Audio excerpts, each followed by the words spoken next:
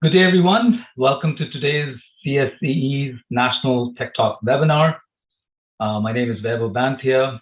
I am the CSCE's Vice President of the Prairie Region, and I will be your host for the next hour. We have a very busy, enticing, and exciting hour planned. Start with a brief word on CSCE, then we'll introduce our presenter, Mr. Mike Bartlett, and he'll give a presentation on strategies for engaging volunteers. And then we will invite the attendees to participate in our Q&A session before we finally wrap up. Brief word about CSCE. CSCE has been around since 1887. Our mission is to be a not-for-profit learned society that develops and maintains high standards of civil engineering practice in Canada and enhance the public image of the civil engineering profession. CSCE is involved in every discipline of civil engineering with dedicated committees and divisions that our members can join. Those here for today's presentation might be interested in the activities of the Engineering Management Committee. This is a great way to connect with other professionals in the industry that work in your area of civil engineering. I'd also take this opportunity to briefly remind you that the CSCE's 2022 annual conference is now 3 weeks away. It will be held between May 25th and 28th in Whistler, British Columbia. We expect to have at least 300 papers presented over the 3 days of proceedings. There will also be 5 specialty conferences as well as the annual general conference. And you'll notice that the list of keynote speakers is quite exciting. We certainly hope here at CSCE that we will see a lot of you in Whistler. It is now my esteemed pleasure to introduce today's presenter, Mr. Mike Bartlett. Mike has served in many CSCE volunteer roles, including chair of the Structures Division, chair of the 2016 Annual Conference Local Organizing Committee, chair of the National History Committee, and founding chair of the National Tech Talk Webinar Coordinating Committee, which I am also part of. As a professor emeritus of civil engineering at Weston, he now has a little time. Little is in brackets, not really little. He spends a lot of time to volunteer with other organizations and to reflect on his experiences. The floor is all yours, Mike. Please proceed. Great. Thanks, Vaibhav, for a nice introduction. And I guess good morning to everybody who's living west of the Manitoba-Saskatchewan border, and good afternoon to everybody else. I'll try sharing my screen here and click that button. There we go. So hopefully people can see my opening slide, strategies for engaging volunteers. This presentation has been in the back of my mind for quite some time, and it's exciting to be able to give it. I'm also delighted. It isn't a huge audience, but there are a great many familiar names in the list, and so it's great that you've come to hear this. My agenda today is to start with some background. Why is this important? To share some early experiences that I had as a volunteer as an undergraduate student at university, to mention some best practices, to talk about some recent experiences, which have been actually very good. I found a great paper that classifies volunteers. And so I'll share some of those definitions, classifications with you, and their suggestions about how to manage different types of volunteers. And we'll wind it up with some reflection and takeaways before we break for questions. So to start off, why is it important? Well, labor is expensive. Dennis Mitchell was grumbling on an online meeting the other day that he'd done calculations, and the cost to produce the 2014 edition of the CSA A23.3 standard for the design of concrete structures required something like $2 million of volunteer labor and expenses. That's a committee of about 25 working over a 5-year period. The second really important thought is that many CSCE activities are carried out by volunteers. And it's important that those volunteers are engaged so that they're enjoying themselves, so that they're continuing to volunteer, so that these different activities are moving forward. The second really important thought to begin with is that volunteers are very passionate. They're usually very hardworking, they're knowledgeable, they're often experts about a particular area that is related to whatever they're doing as volunteers. They have high standards, they take tremendous pride in their work, and they're great time managers. One of my favorite quotes from Peter Buckland, who I worked with back in the last millennium, is shown here. Peter would cheerfully say, if you want to get something done, give it to a busy person, give it to a busy man. And many volunteers are like that. So let's get back to where I got started volunteering. Doreen, who's on the call, I hope will fondly remember dating this hairy guy back in the last millennium. In September 1975, as a brand new first-year engineering frosh at Queen's University, I showed up at the Engineering Society office one Sunday afternoon, and volunteered to help put an issue of Golden Words, the engineering newspaper at Queen's, together. And the editor, a great guy named Steve Heddle, welcomed me right away and asked me what I knew about doing newspapers. And I said, oh, I'd worked on a high school newspaper and I knew how to use Letraset.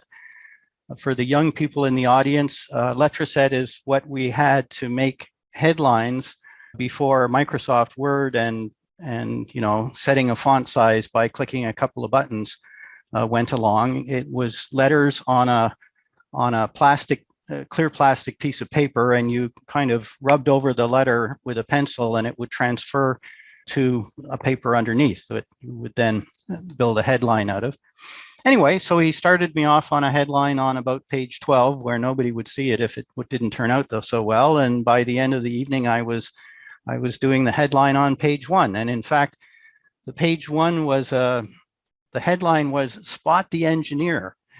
And the picture was a picture that was taken at the Golden Words office with 4 or 5 people, most of whom were wearing kind of goofy clothes and had goofy expression on their faces.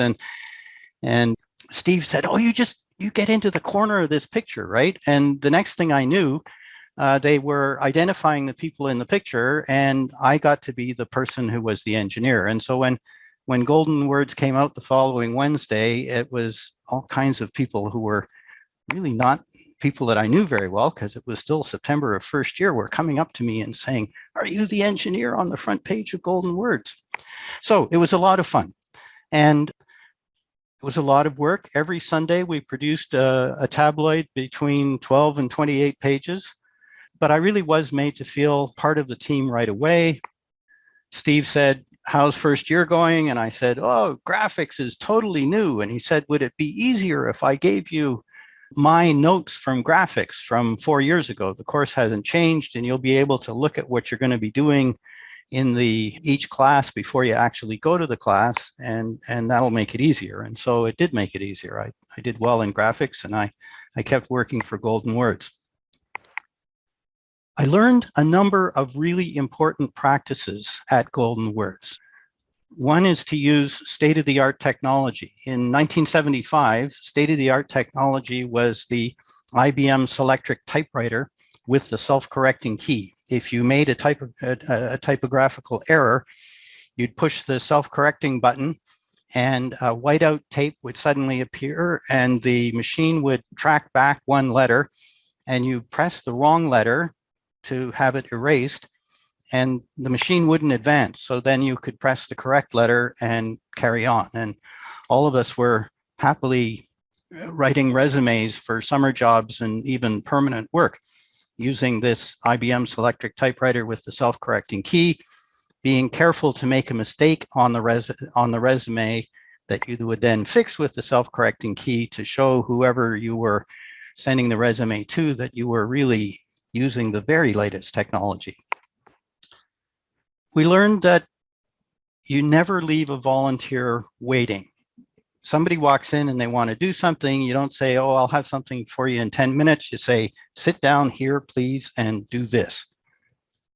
We learn to describe the task and the desired outcome accurately and succinctly. And in fact, a lot of it is describing the outcome that you want to have. Can you put together an ad for, I don't know, this record store?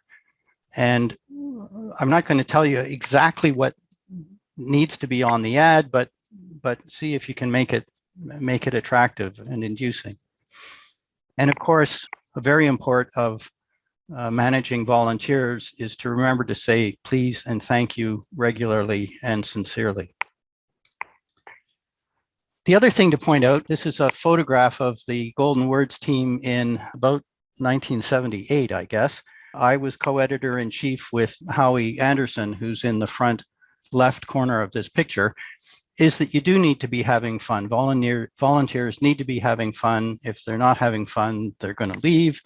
A little food never hurts. We often had pizza for dinner on Sunday nights to help fuel volunteers, and it was all very successful. Anyway, flashing forward a little bit, my involvement with the Canadian Society for Civil Engineering really got started when I went back to graduate school at the University of Alberta. I was awarded a Jameson Fellowship, which was very welcome. And I went to a CFCE conference in Fredericton to attend the award ceremony there. And when I came back to Edmonton, I had a real interest in CSCE, and fortunately, the CSCE Edmonton section was then and now a very slick operation. They had monthly dinner meetings.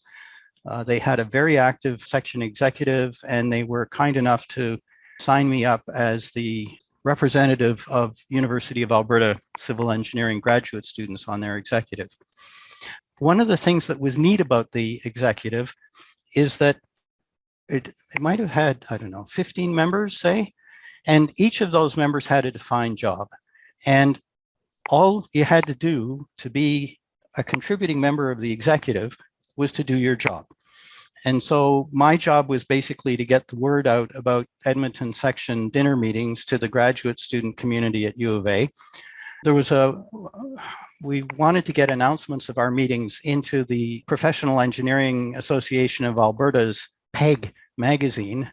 And to do that, it was a crazy lead time. You had to send them a letter 3 months or something before the actual meeting date to get in the right issue. And you couldn't send them a list of meetings. You had to send them one letter for each entry you wanted listed. So there was a very capable woman named Gloria Gerber, and her job was to write these letters to the PEG 3 months before a meeting was going to take place. There was another fellow in those days, there was no email, right? So we communicated using old-fashioned things called telephones, and the fax machine was a big deal. If you were interested in becoming a member of CSCE, one of our section executive members' jobs was to bring an empty goldfish bowl to the meeting and put it in a place where the chair could find it and hold it up during opening remarks before the main presentation at the meeting. And the line was, if you're interested in more information, put your business card in this goldfish bowl, and the fellow would come around at the end of the night and take the bowl home and mail application information to the people who'd put their cards in the bowl the next morning. So what was really neat about this was that everybody had these little things to do, but with everybody doing something small, the combined effect was actually quite magnificent. And so I really learned a lot from that. So let's talk about some best practices. A very important best practice is to avoid what's known as mushroom management. I don't know if everybody's seen the definition for mushroom management. Basically, it's keep them in the dark and feed them excrement. This is not what you want to be doing with volunteers. You need to be thinking about how to sweeten the ask, getting somebody to volunteer in the first place. You could consider the potential volunteer's strengths and interests. You want to find something that they're interested in doing. It's very important from day one to spell and pronounce names correctly. It's useful to, I didn't quite get this bullet right, but create job descriptions with clear and visible outcomes. In other words, a volunteer, if they're asked what they're volunteering to do, wants to have a nice, succinct description of what they're up to that others can understand, and describe the team. And so the image is a meeting. There's Vabhab in the top left corner of the group that was coordinating the CSCE Tech Talk webinar task force when it started in around October 2020.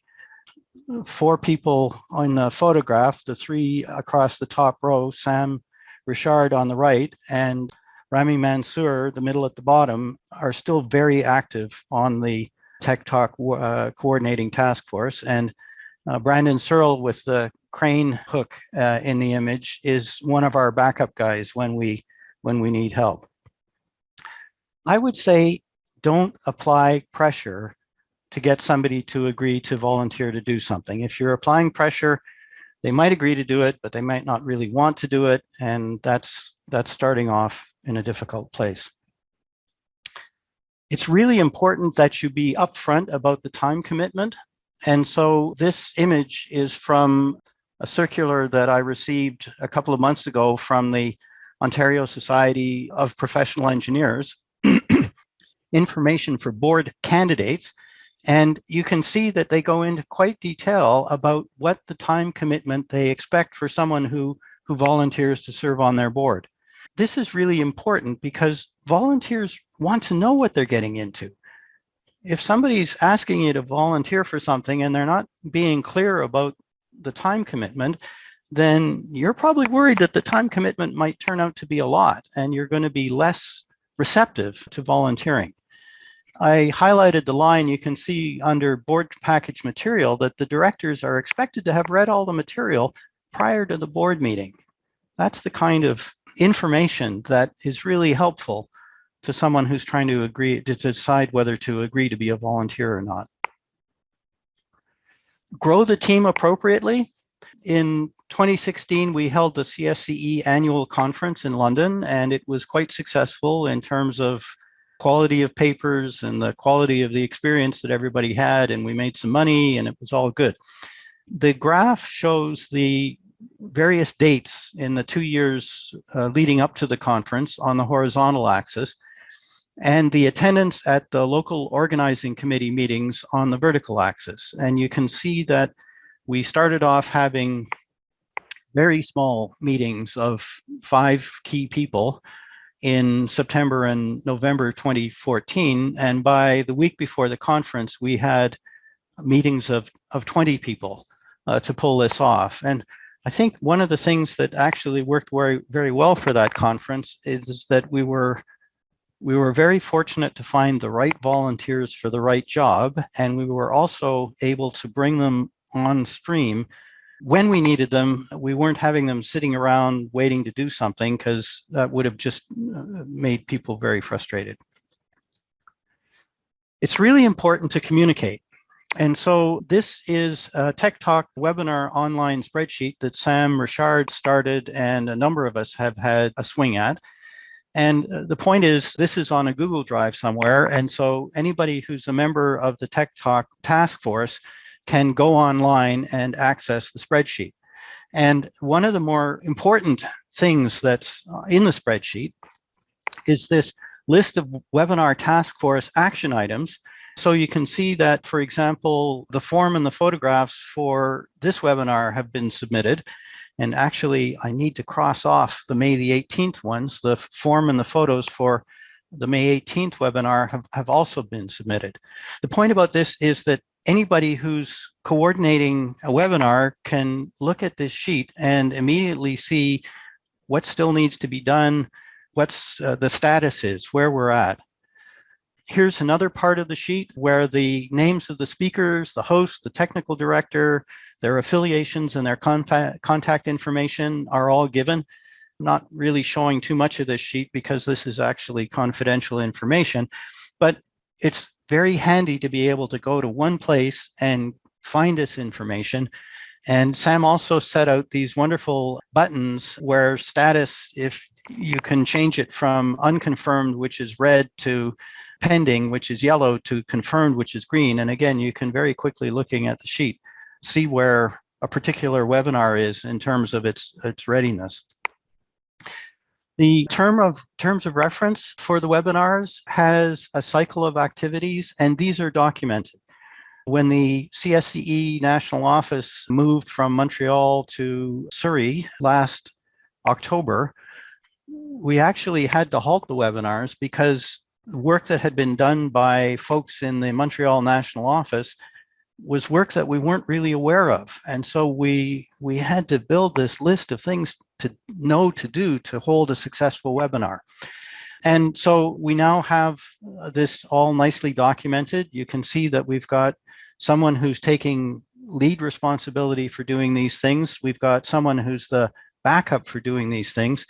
And if we were to improve this, we'd make it an online document as well. And we'd actually show the dates that these different steps for a particular webinar had been achieved. So when I was setting up this PowerPoint presentation on the 28th of April for today's webinar, you can see that we had finished step number 9 and needed to do step number 10. A second or another really important thought is to try to find activities for all of the volunteers that you're working with. And so the example here is the CSCE National History Committee, which has got about 25 members. And in my, I guess, 4 years as chair of the National History Committee, I've really had the Edmonton section in mind, trying to make the committee more active.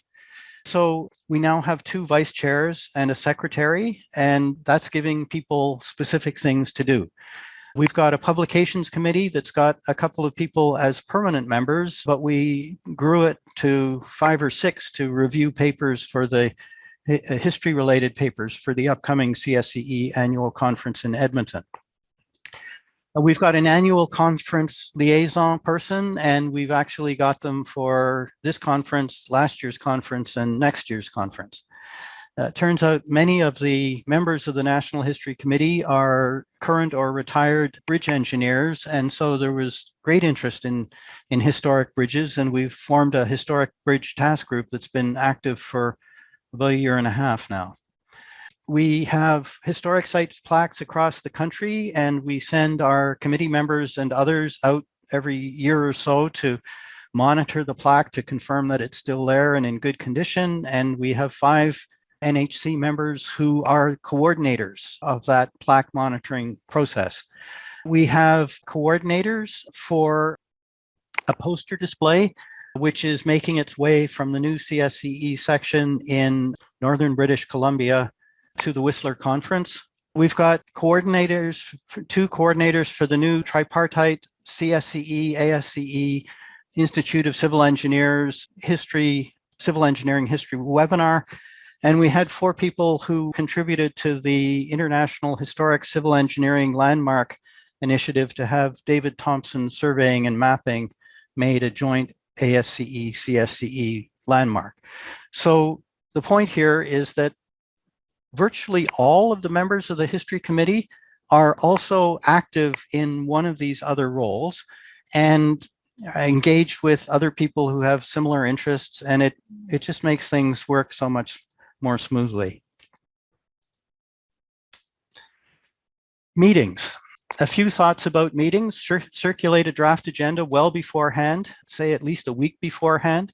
Encourage participants to send regrets if they can't attend. That's particularly appropriate in this Zoom universe, Zoom Teams universe that we live in.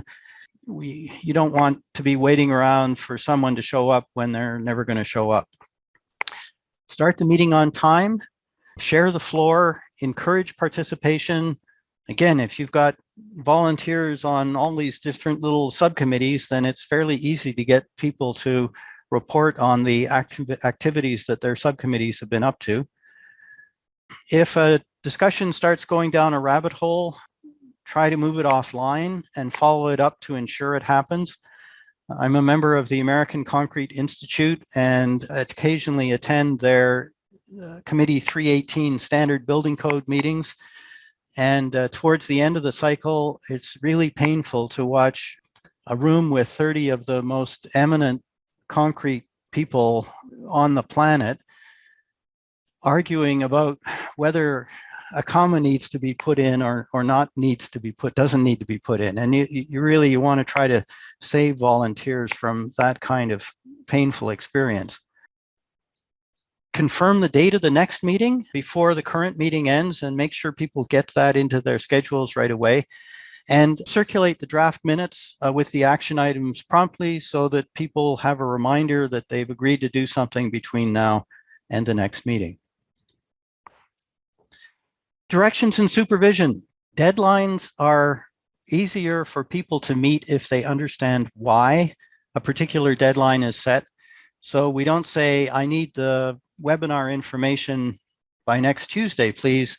We say we need the webinar information by next Tuesday because we've got to put a promotional package together that will go out in next Wednesday's CSCE e-bulletin.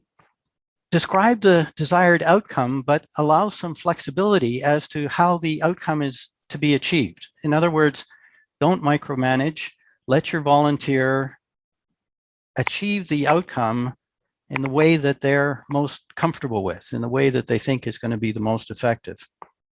Be available to answer questions and provide assistance.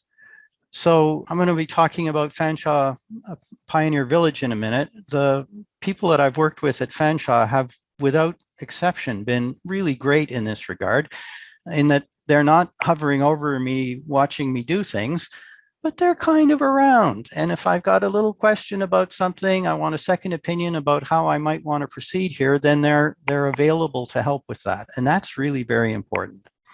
Provide constructive comments and suggestions. And if you're providing feedback, it's always helpful to start out with a positive thing before you gently move towards the things that you wonder might be done to make things even better. And again, there are those critical words, please and thank you, to be used frequently and sincerely. Succession planning, very important. The American Concrete Institute relies on volunteers to serve on all of its technical committees and so create all of the technical documents that are the value of ACI. Their approach, the committee secretary is often groomed to be the next chair, and in the annual report, the chair must list 3 potential chair candidates. So the succession planning is embedded in the system. To get succession planning going, you need to develop backup personnel. The backup personnel can be learning from the frontline people, and when the frontline people are ready to do something else, the backup personnel move in. Draft and keep current written operating procedures. Talk with volunteers, learn their aspirations and their interests. You want to find things for them to do that they will enjoy doing. Emphasize you'd be good at it. If this is true, some people don't see that they're actually quite capable of being effective in a volunteer role, and offer to stick around in an advisory role to support the next person, the next volunteer. So again, with the National History Committee, Alistair McKenzie and Peter Wright, who've been on the committee forever, are still active, and Cal Sexsmith are still active members of the National History Committee, and they're very useful people to chime in when we're not quite sure what we might do next. So I mentioned Fanshawe Pioneer Village. It's a delight to volunteer there, in part because they are, without exception, volunteer management experts. The photograph is the space. It's not my space, but it's the space where I tend to volunteer at Fanshawe. And that's a brand new laptop. That laptop I get to use at Fanshawe is more modern than the one I'm using right now. The supervisors are available. They don't micromanage. And there's an opportunity with coffee and lunch to have important breaks, to be both social and informative. I've learned a tremendous amount of London history and how Fanshawe Pioneer Village collections work by drinking coffee with Matt and with Jeanette. Challenges are okay. So This is a photograph of a drawing that was produced in about 1910. This past summer at the Pioneer Village, I spent about 90 hours photographing and cataloging and archiving about 250 of these drawings. The ones that were drawn ink on vellum, such as this example, are often lovely works of art. So Spray Motor made mechanical sprayers to spray crops, primarily apples, with some of the most hideous chemicals that mankind's ever created. If you look closely at the drawing, you can see that it's initialed. And the initials are WPE. And so I remarked on how we had all these initials WPE on the drawings, but we didn't know who that was. And Jeanette very smoothly said, well, maybe we can find out. Maybe you could have a look at the London city directories for some of those years and go through the E's and see if you can find someone whose initials are WPE.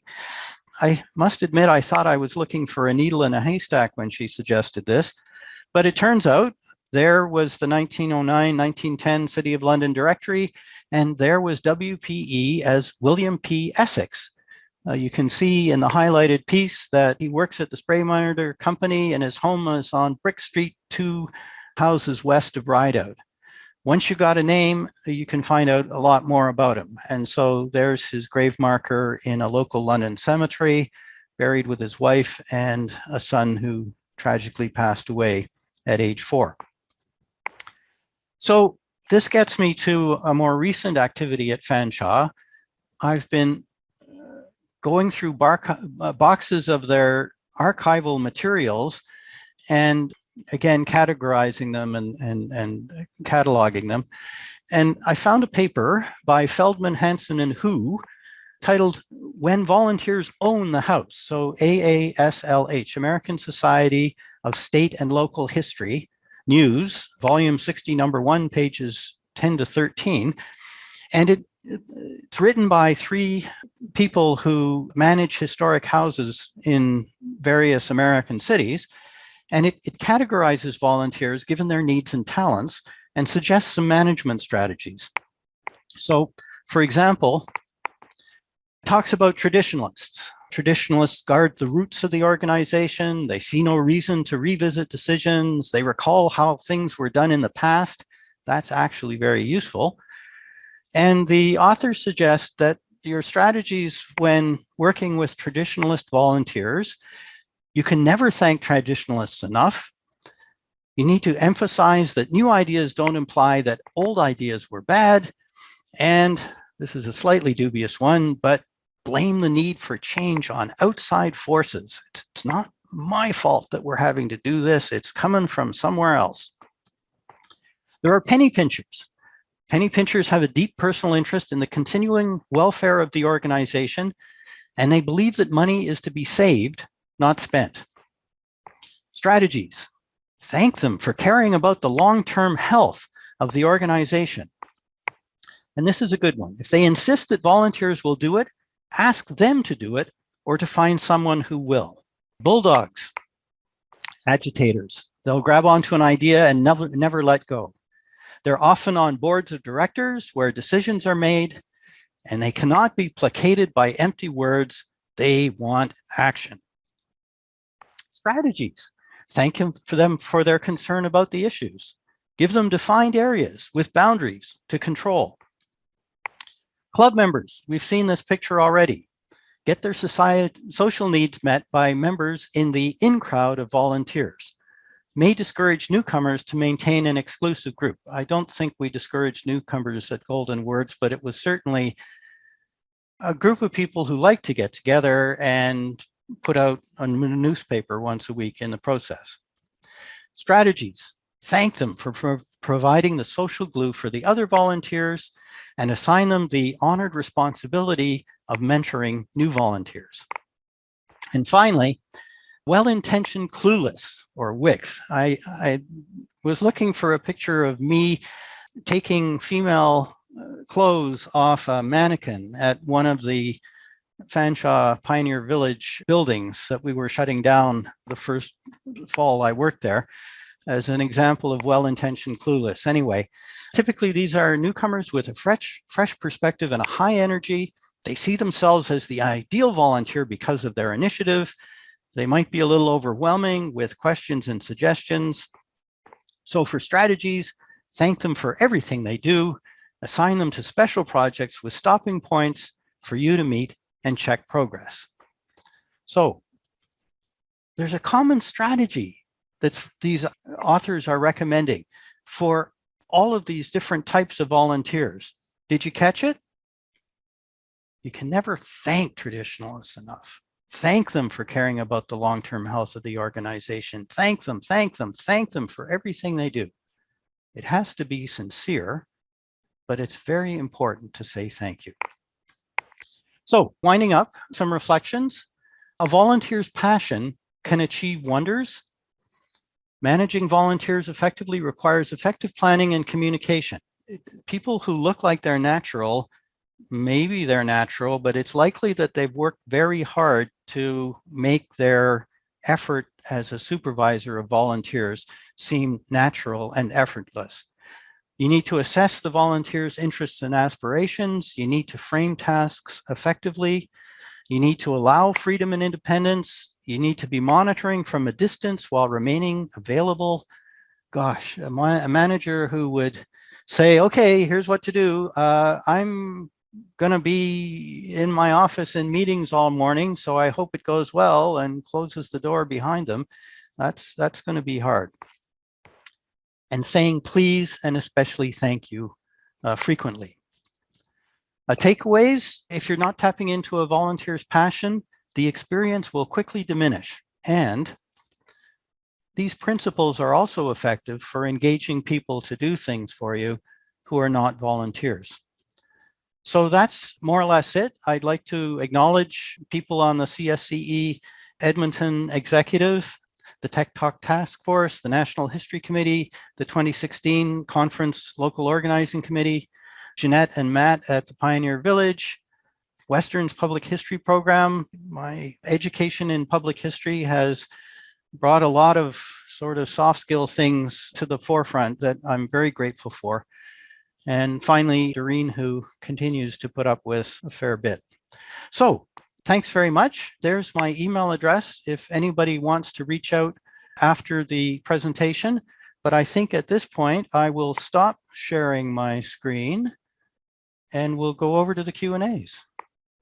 So we have a few minutes for Mike to answer any of your questions. Please use the Q&A feature of Zoom to submit your questions to us. We don't have any questions here yet. Mike, a lot of complimentary notes on your great presentation. Oh, I see one there. Do you have any specific tips to engage the volunteers or to keep them passionate? Right, that's that.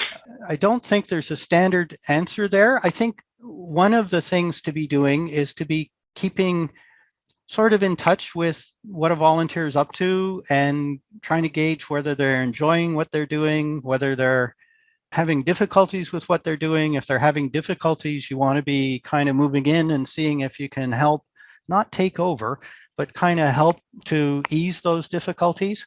And you also need to be deciding whether the volunteer likes to do one thing or whether the volunteer likes to do a bunch of different things. And so I do remember a conversation. Matt just started as the manager of collections at Fanshawe Pioneer Village. And at one point fairly early on, he sat me down for a minute and he said, so what do you really like to do? I said, actually, I like variety. And he said, perfect. And he's been giving me variety ever since. But so really maintaining that communication with the volunteers and finding out if they're still having fun, and if they're not having fun, finding out what they need to recover that sense of fun. That's what I'd be suggesting. Thank you. Another question: how do you manage volunteers who do not do what they committed to do? Yeah, That's a very important question, and there's no easy answer to that one either. And sometimes you have to be really careful. You don't know what's going on in a volunteer's life. I mean, there could be something very tragic happening behind the scenes that you're not aware of, that maybe the volunteer doesn't really want to talk about. And so you have to be kind of approaching things, I think, very gently and very carefully. I've actually, when somebody hasn't done something, I sometimes send an email to say, you know, I'm really a little bit worried here because normally you're very good at doing things and this one seems to have slipped, and is everything okay? Is there anything I can do to help? And that's been very positively received. I guess the other thing to think about there is if it really has to get done, then you have to have a backup. And the person who's the first go-to person needs to know that there's a backup, and that form has got to be in by next Tuesday. And if you can't get the form in by Tuesday, then you're going to be reaching out to that backup person to make the thing happen. So those are some of the things I'd be trying to do, but I can see that there's, I remember the first conference local organizing committee I was on for the London 2000 conference, and there were people who would say they would do things and would not do them, and that was always very frustrating. I think the next question is on a similar vein. Any advice on how to release a volunteer? How to release a volunteer? Ooh. No great advice. I think if things aren't working well, then you're going to be needing to have a fairly candid, private, hopefully face-to-face conversation with an individual, and just to be saying, I don't know, your letter-setted titles for golden words are all squirrely, and we're having people are complaining that they don't make the paper look professional, and so is there something we can do to help you do a better job, or would you like to try doing volunteering for something else within our activities? And hopefully you've got enough of a range of options for people to volunteer for that that you can find a suitable slot for them. Thanks. Another question: have you found in your experience volunteer positions that you evolved away from because of the folks who you were supervising? So that's an interesting question. I don't think I've done that. In other words, I think the question is, have I had the experience of moving away from a supervisory position where I'm supervising volunteers because I really didn't like the volunteers that I was supervising? I don't think I've done that. I can imagine it happening, and the most diplomatic way perhaps of dealing with a situation like that would be to say, well, I've been doing this job for 4 or 5 years, and it's time for somebody else to do it, and I'll happily kind of hang around and make the transition happen smoothly. But no, fortunately, that's an experience that I've not had. Another one: how you were able to resolve conflict or difficult discussion or conversation? There's this gentle line between being honest and being fair, and showing why a conflict is causing problems. And I think most people, not everybody, but I think most people, especially engineers, are quite sort of thoughtful and rational. And if you can explain why things aren't going well, or why things are perceived to be by some not to be going well, then you can often find a way forward. You know, sometimes I've approached people about things that I didn't think were going so well, and together we've actually come up with a better solution than what I thought we needed to get to, right? And so if you're asking for an individual's insight and opinion about how things might be done better, maybe that's a good way to make progress in that regard. Thank you. Another one, tell us about your most challenging volunteering task. Tell us about my most challenging volunteering task. Okay. I've been serving on the CSCE Honors and Awards Committee for a long time. And when I joined the committee in about 2007, I was also an associate editor of the Canadian Journal of Civil Engineering, and they asked me to coordinate the paper awards. So papers would be shortlisted for awards, and then they'd be sent off to a selection committee, and the selection committee would make a recommendation, and I would bring this to the main H&F, and that was all fine. But it also meant that I was the MC to invite people at the CSCE awards banquet to come up and receive their best paper awards. And unfortunately, that segment of the honors and awards banquet is at the very end of the banquet. Okay. And a large quantity of wine is consumed at an honors and awards banquet. And so going up to introduce those 5 paper awards in front of what was, I won't quite say a drunken mob, but boy, it was a very interesting crowd of people. It was way different from an 8 o'clock in the morning classroom, that was for sure. It was always a bit of a challenge. And then it got to be a fun challenge, right? Like how can I pull this off? Anyway, but that was challenging the first couple of times. I do have a question. Have you had an experience managing volunteers or as a volunteer that you would not like to repeat? And also, the follow-up, what happened and what would you do it differently? So, yeah, unfortunately, I can think of a few examples there. The number of times I've misspelled people's names is just embarrassing.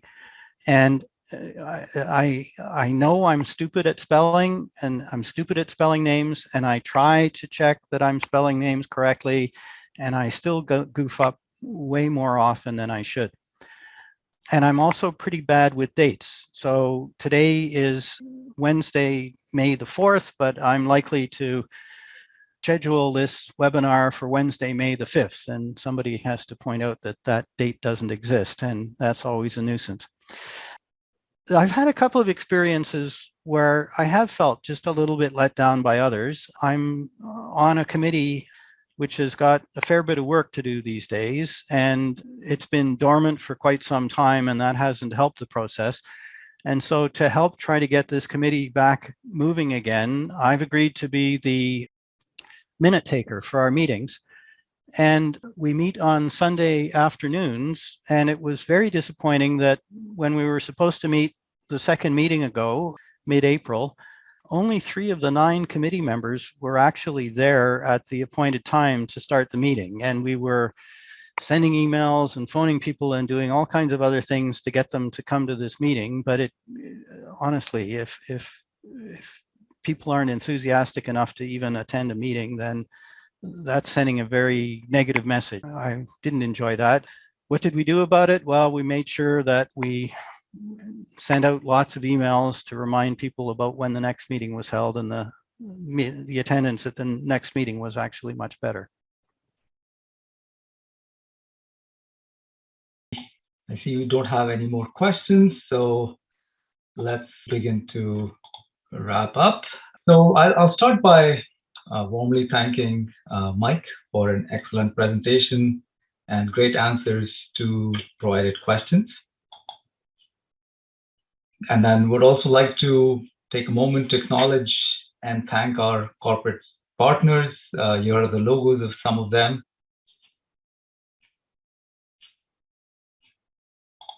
And here are the logos of the rest.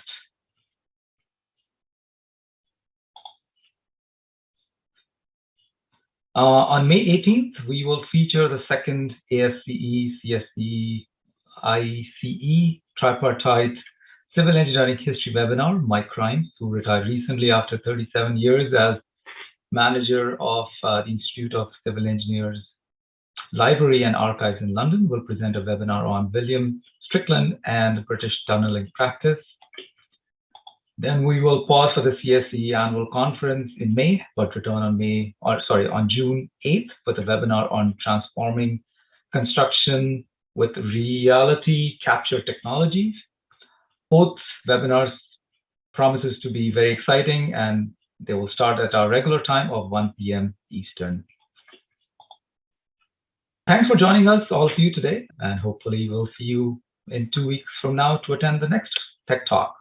Thank you, everyone. Have a nice day.